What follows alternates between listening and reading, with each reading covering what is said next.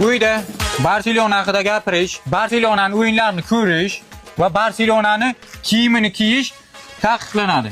Tushundinglarmi bachalarim? Agar Barselona haqida gapirsanglar urib o'ldiraman ko'nglim. Gol bo'libdi-da. Har qandadan kelmayapti. Yo'q, kelmayaptilar. Qara, bu yerda tit sozib yurdilar.